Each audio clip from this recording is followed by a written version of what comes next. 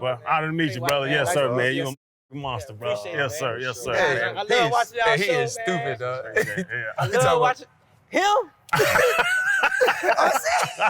Him, he don't give a damn. Why would you? Hell, you know what? Like, life's too short, bro. Yeah, man. No, I appreciate it, bro. This is 5-star All-American valedictorian whose high school never went to the playoffs. I won 11 games. Sorry ass dog. Sometimes that's dog. Sorry ass shit. Everybody want to be the quarterback. That's how it is in the hood. Yeah. Want to be the quarterback. Want to be the star. Yeah, Take off running. That's a blessing. Hit me up. All right. I love you too, boy. Real talk. Goddamn OG. I appreciate you having me. I've been trying to do this for a long time. And when you hit me on Instagram, every time they got a good rush in somewhere, an outside linebacker, he bends like Von Miller. No, he don't. Like, I'm actually watching it. He actually does not. That's just football. Football is just such a comparative sport. You know, they always compare this guy to that guy, or this guy's number one, number two. And that's just how it is. It's been like that. I don't know, it's been like that for a while now. Even guys coming out in college, you know, they say like, okay, this guy's gonna be the next Cooper Kupp. Right. How? Right. Yeah. Like how can y'all? But when you look at both ends, right? So if they compare you to somebody coming in, there's a certain way it makes you feel as a younger guy. And then when you're on the flip side of that, being compared to, right? This is my 12th year, and I promise you, like every other year, somebody is gonna be the next Von Miller. I don't have no pride. Like I identified that a long time ago when I started the Pass Rush Summit, to really just take my pride out of it, you know. And you know, when they compare guys to other guys, it's really to get the fans and the viewers in the right mindset that's not really accustomed to football. They don't watch football every single day, but they know the household names. They can be like, okay, this guy plays like this guy. You know, this is my third contract. I don't have like no pride, and then I don't want. First off, you could say it's my third contract, and I don't have no pride when all them M's been in the contract. Like you acted like, yeah, you know, I had a free agent contract coming out of college, and then 2 years later, I was a restricted free agent, and they gave me a 2-year tenure. Got a prideful bank account. I don't really have no pride, man. I try to get like my colleagues to see the same thing too. That's why I started the Pass Rush Summit. You know, I want to get guys together where we can really learn something from each other. It's not really the Von Miller Teach Clinic. Like, I can't get in there and teach J.J. Watt nothing, you know, but if me and J.J. Watt sit down and we talk pass rush, it's things that I can learn, not from a physical standpoint, but from a mental standpoint. And if I get 17 or 22 guys together and I'm picking something up from everybody, that's where we really get, you know, the mileage. And when I started the Pass Rush Summit, I had to take like my pride of it, because the first year I was inviting guys, and I probably invited 40 people, and out of those 40 people, 18 people came.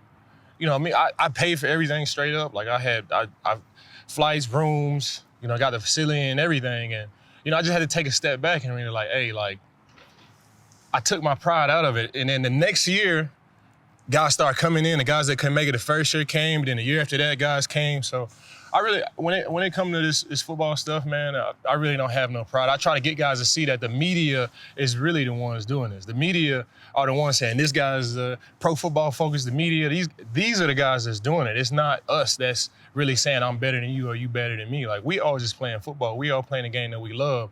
But you can't help but see the pro football focus rankings and then the top 100. And, you know, as a man, you look at it and you be like, man, I'm better than him. You know, I did this or I did that. But for me, especially with the pass rush community, man, I really try my hardest to take my pride of it and to get my colleagues to take their pride of it as well. Hold up, limitless, take a stomach, kind pinning it.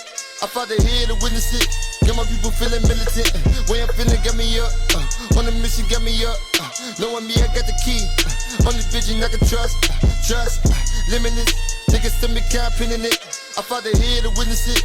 Get my people feeling militant. Way I'm feeling, get me up. On the mission, get me up. Von just sat down and started talking, and when your guest just sits down and starts talking, you just let him talk. But welcome to The Pivot. This is Von Miller. He really doesn't need an introduction, but he's a Super Bowl MVP. He's a 2-time Super Bowl champion, All-Pro, Pro Bowler, changes the game. And yes, if you are a good pass rusher that can bend a little bit, they're going to compare you to him. That's just life, but you probably ain't going to be that good. This is Freaky Freddy. We all know what he's done in his career, but he's also one of the best in the world is what he's doing now. And my boy Chan. I'm RC. Welcome to The Pivot. Happy Dad, DraftKings, all the love to you for being our sponsors. But now we're gonna get back to the show. I saw your pops talking about Von Sr., talking about you and Vince sleeping in the same room, even though y'all didn't have to. And then on the other side of that, having your homeboys come over to, calling it the neighborhood retreat. That type of sense of community is one, it makes you a great teammate, obviously. And then you can see, obviously, social media, all the dudes who love Von Miller, the people you're friends with and you're close to. Did that mentality start from the way you grew up like that? You know, now that I think about it, yeah, I would have to say, yeah. You know, my dad, you know, he did a good job with that. And from day one, like, me and my brother couldn't fight. If we ever fought, like, we could argue, get mad, and, you know, do all of this stuff. But if we ever, like, came to blows, like, that was a cardinal sin. Like, if we ever fought each other, that was a cardinal sin. So I had to figure out ways to, like, communicate and talk to my brother and take my pride of it with my brother. As I got older, you know, in high school, we had guys that stayed with us. And then I eventually went to college with those guys too. And, you know, it never really came to blows. I always been a great communicator and talking to guys and letting guys know my point of view. And not only just talking to guys, but really just listening to their point of view too and finding some common ground. So yeah, that was good research, Ryan, for sure, man. Yeah, for sure. Yeah, I guess that is where it started. Your relationship with your pops and the pranks you play on him and everything, like it's everywhere. So it didn't take much research, although he's an amazing researcher. I mean, just that relationship is great. Can you speak to that? You know, I'm so, you know, blessed and fortunate to, you know, have my dad in my life and my mom in my life from day one. And, you know, when you're a little kid, you don't really understand, like, you know, it's just normal. And then you play sports, and especially when you get to the league, like, you know, some guys that have never met their dad before. And not like it takes away from, you know, who they are or anything like that. It just, for me, I really didn't know how important it was, you know, until I got to this point now. Me having a son, and, you know, I want to do the same thing for my son. So my dad and my mom, they set great examples on, you know, how to be great parents. And, you know, for one, my dad, you know, I talked about football all the time, but my dad was always about grades and just being the best man that I could possibly be. I don't think he really thought that I was going to the league. He'll probably tell you, like, yeah, well, I knew he was going to the league, but I don't think, you know, you never know until you know, right. You know, and it didn't really hit me until, like, college. Like, I want to say, like, my sophomore year, you see guys that's older you get, you know, picked up, and they get picked up on teams, so you're like, man, I'm going to have a chance. But I never really knew it would be like this until, you know, it was like this for sure. And you talk about college. There's another story I read where Mike Sherman came in and suspended you. Say you were skipping school and wasn't producing at practice, like you weren't making no plays at practice. Did that do something to you and say that made you take football serious? Is that how true is that story?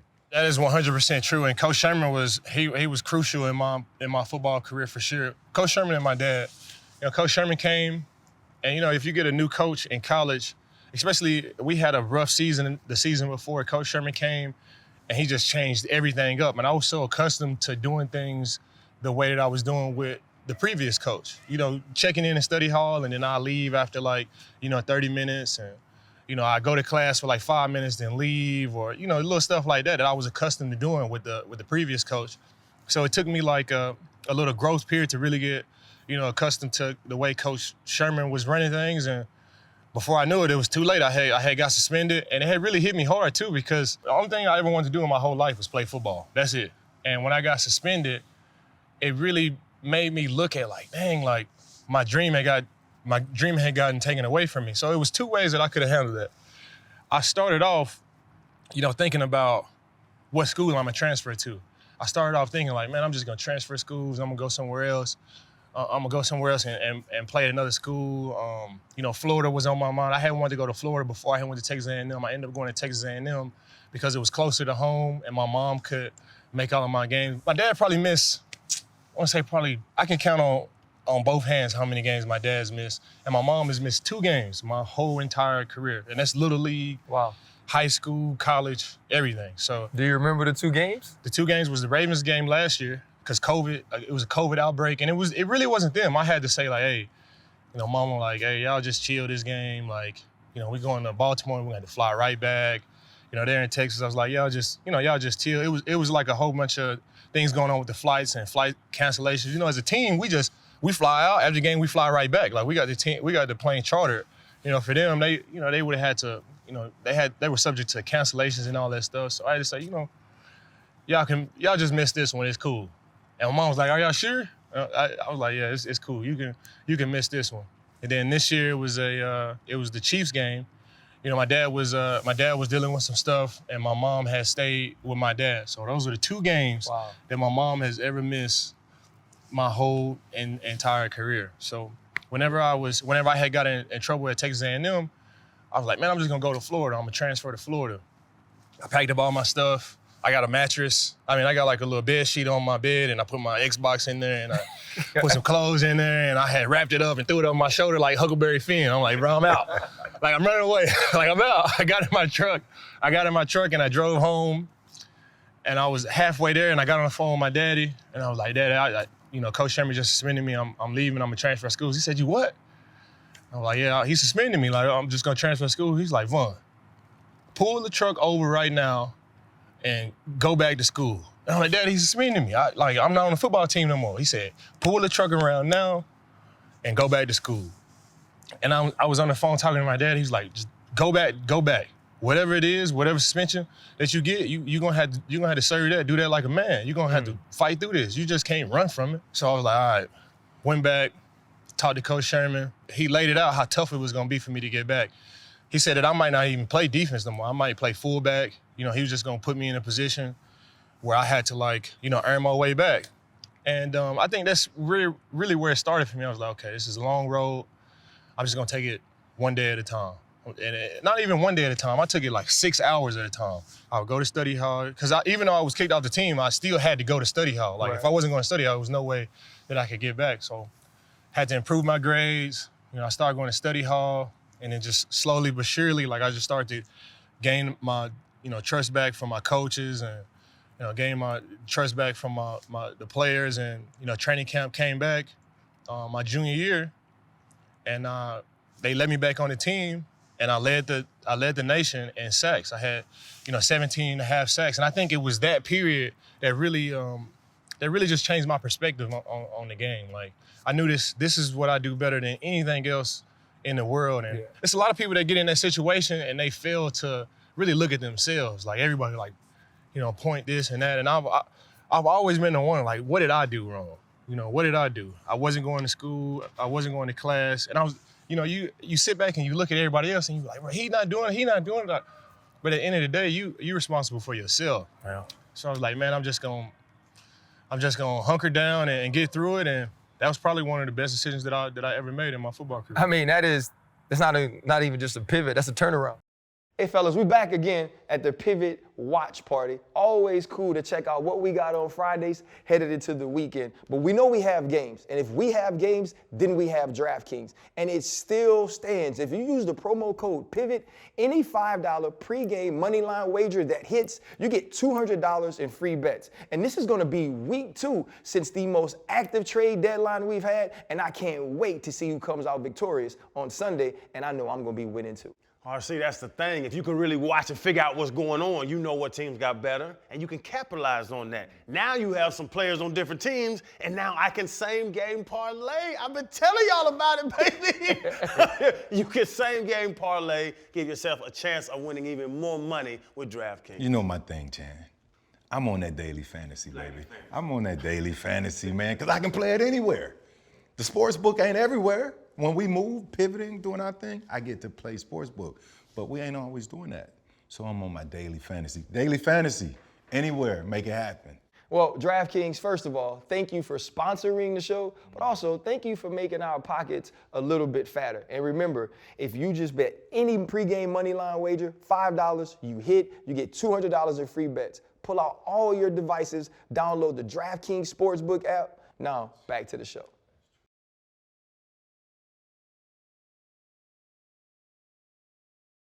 You mentioned your mother making every game but 2. Your transition from Little League, high school, college, but you've transitioned in the pros as well. You're in Denver, you're a superstar, Super Bowl MVP. Los Angeles makes the huge move to trade for you. That leads to a Super Bowl. It's starting to feel like you're kind of like the magic elixir to what gets these teams rings. And then you come to Buffalo, Buffalo obviously has one of the best quarterbacks in the world in Josh Allen, Stephon Diggs, top 2 or 3 wide receiver, a defense that's always been in the top 5. And the one thing we noticed on the first Thursday night of the season is the rush is different, right? Von Miller has changed how this team plays defense. When you look at where you guys are right now in this season, is this where you expect it to be? And how happy are you with the progress that this team has made? I mean, first and foremost, I'm happy to be here. It took me a little bit to make that decision, going to Buffalo. Like, hey, coming from LA, it was like, hey, I don't know, man. I was in LA with Aaron Donald and Matthew Stafford and Jalen Ramsey. Right. You got Delilah's after the game, and you got, Wally's, and you got don't all have these that in Buffalo? Oh, we ain't got none of that. We don't have none of that. So it really, it really took me a second to really, sign that contract. But when I did it, it goes back to, the same stuff that I was doing in college, man. Like, when I signed my name on that contract, I'm all the way in. Like, it took me I was a little homesick at first, especially when I went to training camp. I've never been off site for training camp. We were in Rochester. I was in the dorm room again. I haven't been in a dorm room in 12 years. So, it took me a little bit to really get accustomed to that. But when you step on that football field, it's all the same. And when in my neighborhood and the people that really make up this team, from the ladies in the cafeteria to, the front office ladies to the janitors, just the infrastructure of the team, they make you feel at home. All the stuff that they lack from restaurants and clubs and all the flashy stuff that LA has, like, we got genuine people here that really care about you, that really want to see you win. That not only see you win, they want a championship. You got these banners up here. You got 4 AFC championships straight with no Super Bowl. And, this community is hungry for a Super Bowl. So everybody has like that chip on the shoulder, and everybody wants to see you succeed. So after I was here for a little bit, man, you just fall in love with this place. And I think Mark Levy said it first. He said, nobody wants to come to Buffalo, but nobody wants to leave once you're here. And that's true. We play really good football here. We got a really good quarterback, really good defense. At this point in my life, this is my 12th year, and all I do is play golf. I play Call of Duty, get on video games, and I kick it with my son. So it's not really much for me to do at this point in my life, but play football. And everything here at the facility, from the athletic training staff to our mental coach and everything that we have here, we got the best of the best here, man. So it took a little bit for me to get used to it, but I'm all the way in with it now. And you had said that at this point in the season, we were 6-2. I think when you have high expectations like the Buffalo Bills have, you want to win every single game. Yeah. For me, I've been here before, but for my colleagues here on the team, I don't think they can help but just to feel down about these losses, because they expect to win every single game, which is good. But I remind the guys of, the same point that we were at last year with the Los Angeles Rams. We were 7-1 at the trade deadline. I get there, we lose 3 games straight. We lost a tough one to Tennessee on Sunday Night Football. And then we lost a huge game versus the 49ers on Monday Night Football. And then we lost to the Green Bay Packers again the following Sunday Night Football. And the outside world, everybody's like, man, it's not the same Rams team that, we had picked up Odell at the time, and they was like, man, they got Odell and Von Miller, what's going on, this and that. And I really tipped my hat to Coach McVay. Like, he did not panic at all. Like, if anything, we all just got tighter in the locker room. Nobody was doing anything different. If anything, Coach McVay really took some of the load off of us. We got out of work earlier, and he really just had a true belief in the team that we had. And we were able to string some games together. We lost the last game of the season to the 49ers again. We go into the playoffs. We're supposed to be a number 1 seed, but we end up being the number 4 seed. Yeah. And I think that was good, because when you're the number 1 seed, I've been the number 1 seed a couple of times, and you lose that stinger. You lose that stinger because you're playing a playoff team that just played in a playoff game the week before. And now they playing you, and you fresh off a bye. And it takes a while for that team to really get back in sync. And, we played all the way through. We had to go to Tampa Bay and play Tom Brady at their place. We ended up winning that game. Come back, we got to play the 49ers back at our place, which we hadn't beat them in like 6 or 7 games. Yeah. We're able to, win that game, and then we go to the Super Bowl at our place and win it. So we're right where we need to be. 6-2. I've been on teams where it was the other way around, where we're 2-6 at this point. So you went to sleep on a team something like that and woke up on 7-1. Yeah, I'm happy. I'm good. We got a tough Vikings, team coming in, but that's pro football. Every week is going to be tough. So I'm excited about the point where we're at. at this point in the season. Is the pressure here different? Because y'all just lost to the division rival Jets. And like you're saying, the expectation here are big. Y'all are the Super Bowl favorites starting coming into this season. You speak about how Buffalo is this a football town. Is the pressure here different? Pressure is a privilege. To feel that pressure is to feel alive. This has been my 12th year in. I feel comfortable in uncomfortable situations, and whether that's in a football game or whether this is a must-win week or my last couple of years, it's just been like that. Playoff is must-win every single week. So it's always going to be pressure, especially when you got Josh Allen and the type of defense and, you got Brandon Beane putting up this Super Bowl team. Like, it's always going to be pressure, and, it's a privilege. I just continue to take it one day at a time, and I embrace it. It's okay to be nervous, but you don't want to be afraid. The way I handle it, I do everything I possibly can do to put myself in position for success, whether it's the cold tub, hot tub, steam room, watching film, extra conditioning. I do everything. You play so long, you got to do everything. I wanted to get into that because you're the OG in the locker room now. Looking at practice, you came in around that same time. The players had the last name taped to the front of their helmets. Now they got the names on the back of their jerseys. You spoke about trust. You spoke about putting your pride aside. You spoke about not panicking. Being that guy in the locker room, how often do you have to remind the guys that, look, I've been here? How do they look at you for advice and, how to tread through this whole thing, the duration of the season? I don't really go about it in a way like, hey, look at me, I'm the leader. Like, first, I just like to become one of the guys. Like, and I don't like to toot my horn on a lot of stuff, man. I rush the passer and do all of that stuff. Like, that's cool. But when it comes to being a great teammate, like, I just know how to do it. I know how to do that. Like, I've been on a football team since I was in the 5th grade. Like, I know how to be a great teammate. I know how to be unselfish. I know how to get guys to, trust me, and I know how to earn my teammates' trust as well. So that's what I do first. I just become one of the guys, whether that's, finding out where they went to college or where they from or what's their kids' names or going to play golf, playing dominoes. Like, I work on that level first. I never say, like, hey, look at me, I've been here. Like, I work on I'm one of the boys, level first. And then, I just might, pull a guy to the side and be like, hey, high pressure situations, bro, we just can't blink. We're gonna be in situations like this. We can't blink, we can't flinch.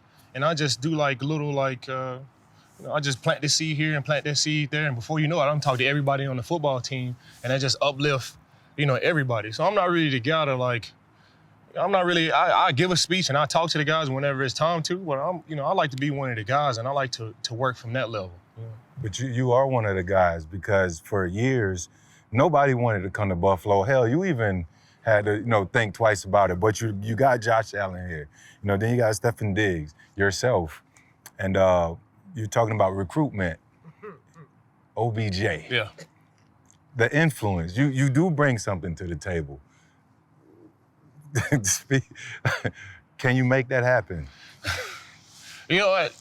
OBJ, that's my brother. Like, I don't think blood can make us, any closer. I met OBJ in 2014 at the Pro Bowl in Arizona. We just connected. Like, I don't know how we did it. We just connected. I feel like for me, in my point of view, like, he was able to see stuff from my point of view. Like, and I was able to see stuff from his point of view. He had the catch and he had, success and all of this stuff, and I was just able to get it. He had so many people around him, like, pulling him this way and that way, and I was just like, hey, giving him, like, real advice, this and that, and I would move. Like, I wasn't, I had already had my own stuff going on. Like, I wasn't, like, I wasn't trying to be one of the guys around him, and I don't think he was just trying to be one of the guys around me. And I think over time, we just earned each other's trust. We had went on tour with Drake in 2017, like the Boy Meets World tour overseas. And I think then we stayed together, and I think we were over there for like 40 nights. And I think it just kind of like built off of that. And, once you live with somebody for like, that's when you truly know if you fool with somebody. You live with somebody. 2 grown men, you live with somebody in the off season, like, you're gonna have your ups and your downs, and he'll tell you about this story with a charger. He said I stole his charger, and you had like these little things, man, and over time we just built like this brotherhood. So first and foremost, like, I'm his brother, and I want like him to do what's best for him. I got a son, he got a son, and I know how that shit go. Like, you want to do the best for you. You want to do the best not only for you, but for your family and your son. But at the same time, like I never lied to him. Like I would never try to get him to come here if I knew that we didn't have a chance to. If we was just gonna use him for this, or if I was just trying to, get him to be here with me in Buffalo, so I won't be alone. Like it ain't none of that. Like I was actually on this team, took a look at this team, and I actually saw a spot for OBJ, not only on the field but off the field. I saw him having success, not only for team success. Football is made up of 11 guys having individual success. If 11 guys having individual success, that equals team success. And I saw individual success for him on this team the same way that I saw individual success for him with the Los Angeles Rams last year. When he was going through that stuff with the Browns, I was telling him like, hey, I just got here. You're gonna love it here. It's like the Pro Bowl here. It's like the Pro Bowl. We got Jalen Ramsey, Matthew Stafford gonna get you the ball. It's like the Pro Bowl. It's like the Pro Bowl here, and it's the same way here. It's like the Pro Bowl here, and we got a little bit more. It's a little bit tighter ship than what Coach McVay does. But at the end of the day, it's all football, and they're gonna cater to you, man. They're gonna try to put you in a situation to have success, and I'm telling them that. But at the same time, bro, you a free agent. I was a free agent too. You got all of these teams that's trying to get you. Like you got to enjoy that. So I've been recruiting them. I've given them the spiel. I've had them on the phone with the GM. Bean sees it the same way that I see it. We talked to OBJ, and it's just it's in OBJ. The ball is in OBJ court. So if he wants to come here, he's gonna come here because he wants to come here. It's not because I convinced him to come here. If he come here, he's gonna be happy that he came here because he made that choice. Right. If he goes somewhere else too, like it's all love. Like I support him the same way I would that he was here. Like it's just football at the end of the day. Like that's my brother forever. Yeah, you mentioned LA being like the Pro Bowl. It's like that here, right? You think about both safeties. Obviously, Jordan's banged up. Micah's out for the year. Both Pro Bowl safeties. Tre'Davious White, a guy I've trained, been close to since he was 18. He's, coming back off of injury. Tremaine Edmonds, Milano, obviously, then you go offensively. Gabe Davis now becoming a star. We all know what Stephon is, but a huge part about why Buffalo is like the Pro Bowl now is because of the dude that plays quarterback. If Josh is banged up, if Josh can't go, what type of pressure will that put on you and the rest of the team, knowing that he's such a huge catalyst for why this team has huge Super Bowl aspirations? Yeah, if he can't go, there's just 1 week. If he can't go next week, that's just 2 weeks. He'll be back. It's not one of those situations where he'll be out, for the season or anything like that. Like, every Super Bowl team that I've been on is different. But the things that I can kind of, compare, and the things that we have similar, you have to have great quarterback play. You got to have a top defense. And the guys in the locker room, we just truly kicked it with each other. In LA, like, bro, we truly kicked it. Like, Aaron Donald, Jalen Ramsey, Leonard Floyd, and Greg Gaines, and we truly kicked it. In LA, with all of these different, like, areas where people could be going and doing this, like, we truly kicked it. We truly sat down whenever our pass rush, we really cared about it. And I'm sure everybody cared about it each and every year, but those teams, it was different. Like, we recognized that we had a special opportunity and we took advantage for it. They don't know. Yeah. So like you kept trying to like explain it. They don't know. And then in Denver too, we had Peyton Manning, we had a top defense too, and we truly kicked it. So you gotta have great quarterback play, and you gotta have great defense. He got a ring, and he like to make us feel He bad always about taking it. shots at us. It's all good. Hey, Vaughn, let me stay right there real quick, man, because I know there's a huge sense of motivation. You're still playing your 12 years in, but here where we sit. You look around the Buffalo Bills, you say it's a football town, everything great about it. Is there a sense of obligation to deliver a Super Bowl championship to Buffalo, especially when you look at these banners? They're beautiful. I know, Fred. Didn't the 65 team beat That's you? the AFL. he said, you hear what he said though? What'd he say? He said the 65 team beat you in the AFC Look, Championship. this is the thing. He has way more gray than me. He called me 160. He said I was 116 years old on the last show. He always taking these shots. You knew Fred's name your whole life, didn't you? I did. I did. This is my guy. I remember when we met. The first time I met you was in New York. I was doing an appearance for the NFL. A young guy coming around like, this motherfucker big. His mom took him to watch you play on. She was sitting on It his just knee. makes me feel good to even hear him say he was considering being a Gator That's big for me. So. I really, like, the only reason I didn't go is because it was so far. But back to the old thing, like, I really don't even like to say that word, like, you know, because I'm still out here running with the guys. Seasoned. It's called seasoned. I'm still out here running with the guys. I'm still out here lifting. I'm as quick as everybody else. You know, I think the thing is now I take a little bit more time to recover than what I used to. You know, but that's just about it. I feel like now I got even more knowledge and I got more of a grasp on how to play football and how to be pro than I did before. Before, you just wake up, you don't even know how to create the success. Now, like, I got a routine. I know how to create some type of success for myself each and every week. Now, whether I have success or not, that's a whole different thing, but I know how to put myself in situations to have success, and I didn't know that at first. I'm just lining up. I might get some sleep. I might not get some sleep. I might hop in the cold tub. I might not. I just go out there and play. I think the pressure that they have on this team to win is nothing greater than what I have on myself. You know, it's to win a championship. That's what I want to be the Super Bowl whisperer. I want to be the guy that can have a team I want to be able to say, like, it was me. Like, I can create a Super Bowl team. Like, that's the type of pressure that I have on myself. And I think once you put that type of pressure on yourself, you know, no matter what it is on the outside, it's okay. You know, it's okay. I do everything in my power to have success. So whether we win it or we don't, like, I'm at peace. I really am at peace. And there is no pressure on me that's greater than what I'm putting on myself. We always hear about the certain ways, like the Patriot way. That's a phrase everybody knows. But you said something earlier about how it's so different here than the Rams. What's the differences there? Because I think you said more buttoned up here, but you can still win. Like, how can two teams approach it in different ways and still have that success? So when I was with the Denver Broncos in 2015, we had Peyton Manning, we had a great defense, and they still ran it like, you know, the 1997, 1998 years with John Elway and Terrell Davis and Rod Smith. Like, that was the way they had success, and they still ran it like that all the way up until we won a Super Bowl. So the way they had it, you had to have real Broncos stuff. It was, you know, it was a tight ship, this and that. Like, there's multiple ways to skin a cat. I go to the Los Angeles Rams, and honestly, they don't care about nothing but what you do on game day. If you don't want to stay in the team hotel, all right, cool. If you can't practice today, all right, cool. If you need a little bit more time to get to work, all right, cool. You know, we're not gonna fine you for being late. Like, they just trust everybody to be pros. Like, it's so many different ways to do it.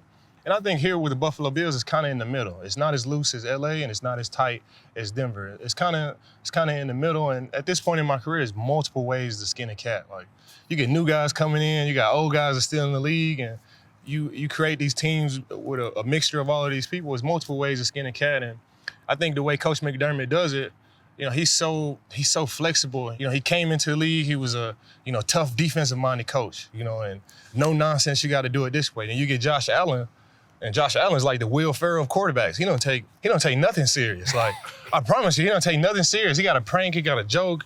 Everything is a game for him. Like, and I think that the type of person that Josh is, it kind of wore off on Coach McDermott. And Coach McDermott had to, like, evolve with the type of team that he has now. And I come in, and I had success with the Rams and the Denver Broncos, and now Coach McDermott is just putting everybody together. And Bean and Coach McDermott, they do a great job of just identifying what type of team that we have here, and let's get the best out of these teams. Do we have to run a tight ship? Do we have to run a loose ship? And they just identify how they do it. Just in my opinion, they identify how to do it, and it's working for us for sure. And hats off to Coach McDermott and Brandon Bean, man. I think once you really realize, like, hey, all I want to do is win, and the ultimate goal is to win a Super Bowl. Like, how do we get there? What is the quickest way for us to get there? Once you really put all your eggs in one basket and you identify that, it becomes easy. You understand that I just can't beat this guy across the head and be on him, or, you know, and at the same time, I just can't leave this unchecked either, though. So it's kind of in the middle, and Coach McDermott and Brandon Bean, they do a good job with that. You know, you mentioned just the different places you've had success and what those teams were and how those teams operated. Also, too, as we evolve throughout our playing career, we do the same as humans. And, you know, you've mentioned being a father a few times. You know, young Von that was doing the sack dance is different than this Von in year 12 on the field. But how much different are you off the field and being a father and, like Freddie said, and being the OG here? And how does that help you move within this space? When COVID hit, it gave me an opportunity to really get out of autopilot. You know, you get stuck in autopilot sometimes, like you get in this position, like you didn't go to the playoffs, you train, you go to Miami for this week, and you come back, and now you get ready for OTAs, and then you just get stuck in this autopilot mode. And in 2020, the shutdown was like perfect for me because it kind of gave me an opportunity to like detach myself from the autopilot mode. And at the same time, I didn't have the type of success that I was used to having the year before. I think I had 8 sacks, and I'm used to getting like 10 plus. I really just took a step back, and I really wanted to identify like, wow, like, you know, I'm still running fast. I'm still feel the same. Like, why did I have 8 sacks? You know, and I wanted to get another contract with the Denver Broncos. So I really wanted to like get it fixed. Cause I knew if I had another 8 sack year again, and they're gonna start to say I'm not the same player that I was before. So I was really committed to really identifying, you know, the mental aspect of it and the physical aspect of it. And in 2020, I had worked with a guy named Trevor Mowat. He's a mental coach. That's my guy. Yeah, Trevor Love Mowat. Trevor. Yeah, rest in peace, man. And you know, he helped me. He helped me like identify the type of problems that I was having. And I used to have anxiety, especially like after I signed my second deal with the Denver Broncos. I used to have like really bad anxiety. I used to drive to the football games, and I used to get nervous, and I used to have to pull over on the highway and like throw up, and I was talking to him about it. And he was like, Vaughn, like, you gotta identify what's necessary and eliminate the rest. You say you wanna be the best pass rusher to ever play in the game. And I would sit and have these intimate talks about the type of goals that I really wanted with Trevor. And he would just put those right back in my face. And he was like, okay, you say you wanna do this, you say you wanna do that. Well, it takes whatever it takes. Whatever you have to do to get there, you have to do. And then you gotta study the greats. You know, success leaves clues. You know, so I started to study the greats, and, you know, Kobe had died, and, you know, I was watching the Last Dance, and, you know, I really just took an internal look at myself, and I was like, man, I'm not doing it like Kobe was doing it. You know, and I'm not doing it like how Jordan was doing it. I'm not leading like them. I'm not working as hard as them. And started the season in 2020, I had dislocated my peroneal tendon on my ankle, and I was out for the season. But all the mental work that I did up until that point, it helped me. It helped me in that space to really just take a step back and continue to work hard like I was doing. I come back in 2021, I get traded to the Los Angeles Rams, and I got another opportunity for a Super Bowl. So it kind of rejuvenated me to put me back in this situation again. And for me, at this point in my career, I always go back to what Trevor said. Identify what's necessary and eliminate the rest. Like, not something I kind of need it, that's gotta go. Like, if you absolutely need it, then you keep that. If you don't need it, eliminate it. If you're trying to be the best pass rusher ever, if you're trying to be all these things that I used to put in his face, if I really want that stuff, I gotta identify what's necessary and eliminate the rest. So that's what I do. I get off social media. It's only 24 hours in a day. I spend so much time putting the work back into my body, not only into my body, but, you know, I don't like to get on Twitter and listen to what other people saying, or, you know, get on ESPN and hear somebody talk about this. I just try to be in my own little space. I try to focus on my own craft. I try to focus on what I need to do to get better. And I just reduce my whole life into just playing football, being the best father I could be. I love to play golf. That's one of the things that's necessary. And I play video games when you can't play golf. So those are the things that I need. I got my rehab team that's around me, and, you know, it's been working for me. It's been working for me for the last 2 years, and that's what I stick to. And bro, one thing we do on this show is we like people to tell their story, get people to know you as a person. And on the field, bro, you a first ballot Hall of Famer. Oh, I know you don't like to give yourself a pat on the back. It's but, all bro, good. You're gonna be up there with the gold jacket, and, you know, I'll be cheering for you. But there are some off the field transgressions that happen. The suspension, relationship stuff. Mm-hmm. In your words, would you want to clear up anything that's out there in the media about your off the field? Man, I'm the same person that I'm on the field, that I am on the field, I am off the field. And, you know, I'm not perfect on the field, and I'm not perfect, you know, off the field. I'm a team guy first and foremost. I've been a team guy since day one. You know, whether that's, you know, here at the facility or whether it's my family or whether that's in any relationship. You know, I'm a team guy, and just because I'm a team guy don't mean you do it perfectly. But, you know, at this point in my career, like I said before, I've really identified, you know, the type of things that really make me go. I think once, you know, I took an internal dive in myself and I just put my pride to the side, you know, I feel like that helped me too. You know, all the things that you deal with and you're able to come back from that, it just makes you stronger. It gives you a better perception of your life and the opportunity that you have. When I'm playing football at the highest level, it's my 3rd contract. I got a healthy son. I got another son on the way. He'll be here February 13th. My mom and my dad and my family are, you know, well taken care of. And, you know, I'm on a Buffalo Bills and I'm getting ready I'm trying to make another Super Bowl run for ring 3. And those really the only things that really matter to me. You the code breaker, huh? You know, He broke the code. early in your career, you want to watch and you want to go to the clubs and you want to do all of this stuff. But now it's just, you know, I'm so concerned about my legacy and what I leave behind. And, you know, I'm trying to win as many games as I possibly can, win as many Super Bowls as I possibly can, get as many sacks as I possibly can. And, you know, when my sons do the research on me, you know, I don't want it to be, it's not going to be a shocker because I'm the same guy that I am on the football field that I will be with them. Fred, quickly, he brought up clubs. I'm in Buffalo for the night, man. When I played for the Dolphins, we used to come up here once a year. As soon as we landed, we put our bags in the room, we headed to Toronto, to the big strip club with the red light around the top. Is it still there? I don't know, man. I swear, like, and what I will do, like, me being a team guy, right? I like to get the guys together, right? But the way I do it, I throw a private event. Like, I go rent Dave & Buster's, and we have it from midnight to 4 in the morning. Or I might rent, like, one of these restaurants here, and we'll have that from 12 to 4 in the morning, just for the guys. You know, if I'm going to bring Josh Allen and Stephon Diggs and the stars of the team, it's got to be a private event. So I don't really do much, but when I do something, it's going to be a private event for the guys. So those really the only things that I've done since I've been here. I don't want to meet Dave and Buster. I want Tamarind Delicious. I don't know, man. We've heard that 2 times. Somebody that just got 140-something million and somebody that just got 120. Devontae and Vine, man. That's the only 2 ever told us, hey, I just rent the whole spot out. Yeah, I just do that, man. It's just us, man. Leave our guests alone, man. Hey, Vaughn, you talking about legacy and chasing greatness, and I'm looking at this all-time rush list. Right now, you're sitting at number 20 all-time. And I had a question about number 40, but I kind of did research and figured it out. But I love when you wore 58. Reminded me a lot of Derek Thomas. Just looking at this list, which guys motivates you the most to pass them? For me, it was Jim Brown. Mm-hmm. I didn't do it due to injury, but you got a lot left in your tank. I'm looking at Derek Thomas. You're four sacks away from him. Lawrence Taylor. You're 10 sacks away from LT. I need 139 sacks to pass DeMarcus Ware.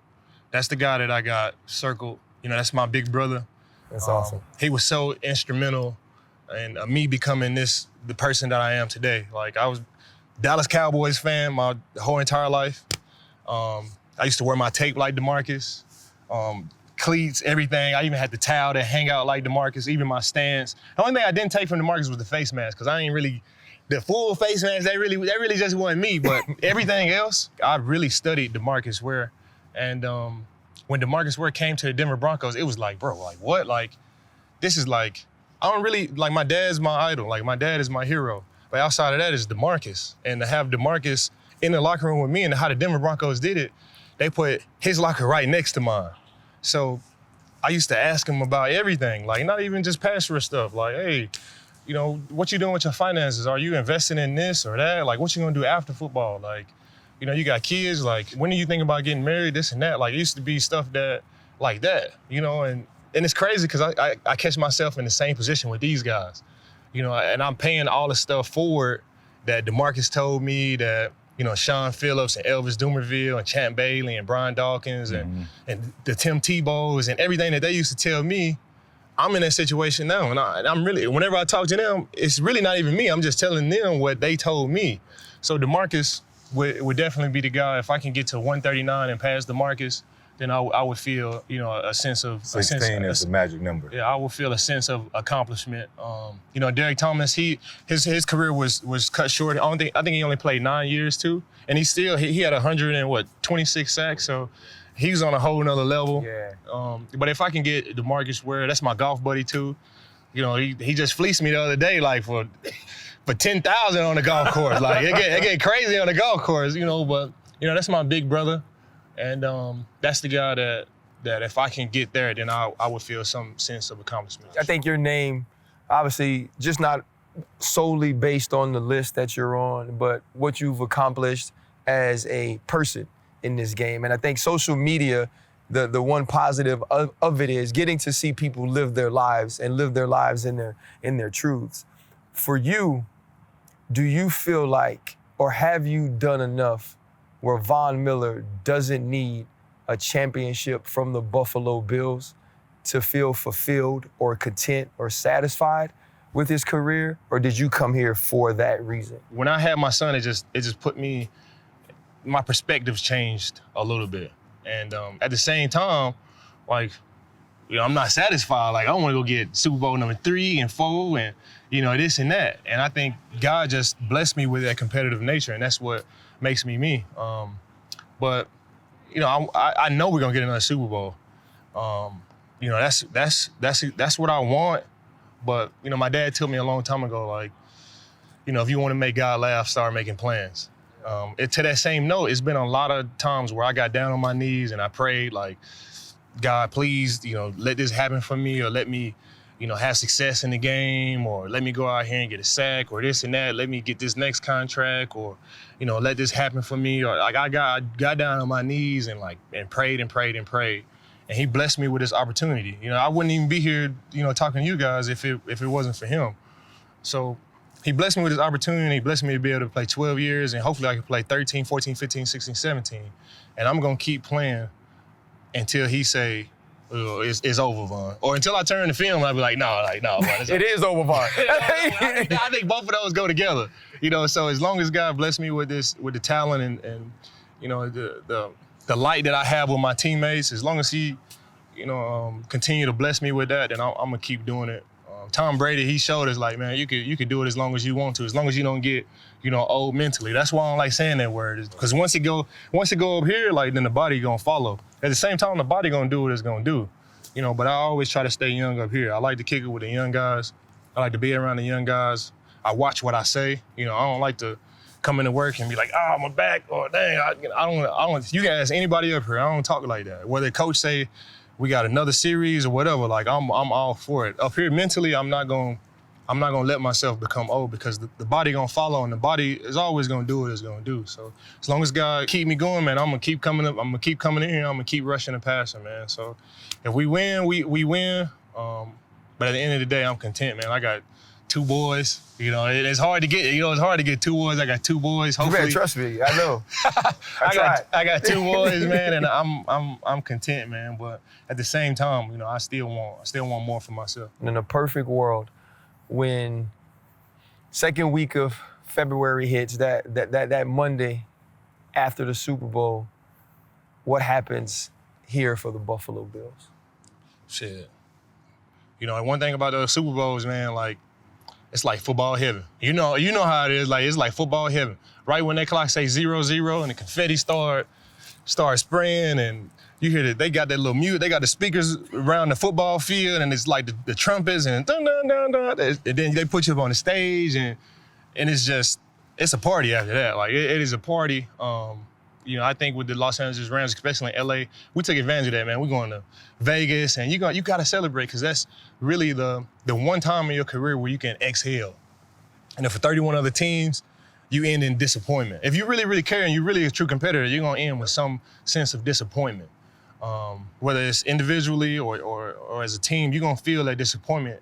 And when you win a Super Bowl, that's really the one time where you can, like, exhale and be like, I did it. So we're going to celebrate. We're going to get ready to go. It's been times where they had the Super Bowl parade and they didn't even win no Super Bowl. So to win a Super Bowl here, the whole town will be at this Super Bowl parade. And I'm sure we'll take it up into Toronto, take it down to Miami, take it to LA, take it to Vegas. And when OTAs run back around, we're going to go for number 2. You know, our quarterback, he's a real deal. He's a creature. The type of defense that we build here, the type of GM that Brandon Beane is, he's not one of those conservative guys. He's trying to build a Super Bowl team each and every way. And he's really him and John Lynch, Brandon Beane and John Lynch are really the guys that really inspired me to want to become a GM when I'm done. That's one of my goals.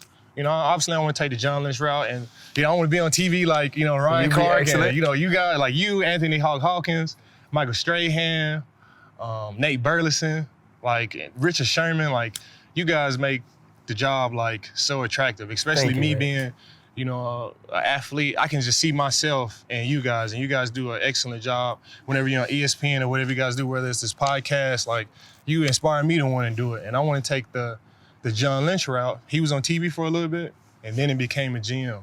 And I was around a lot of great GMs from, you know, John Elway to George Payton, and here with Brandon Beane. And the way Brandon Beane, he only cares about football and bringing guys here to win a Super Bowl. Like, so when it's all said and done, we win that Super Bowl, like, we're going to rack it back up.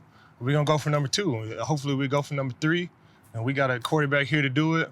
And then after this 6-year deal, man, I wrap it up. You know, my son will be, I have one son that'll be 4.5, and I have another son that's 6, going on 7.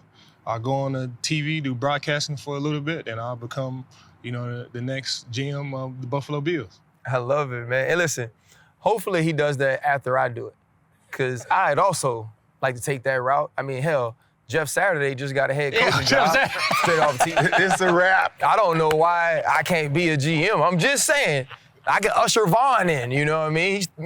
But nah, man, thank you so much. We always say this, though, giving us time right after practice the way you have, man, we understand what these days are like. We understand what that sacrifice is, and we in no way take it for granted. Man, I actually believe you can do whatever the hell you want. Yeah, I appreciate it. And we've watched you do it on the field. We've watched you do it as a man. The best of luck.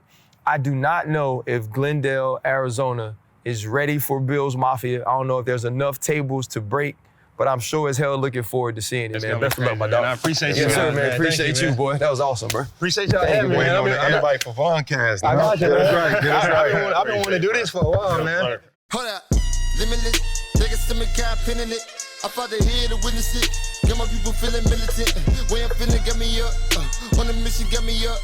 Knowing me, I got the key. Only vision I can trust. Trust, limitless. Take a stomach, got pinning it. I fought the head to witness it. Got my people feeling militant. Way I'm feeling, got me up. On the mission, got me up.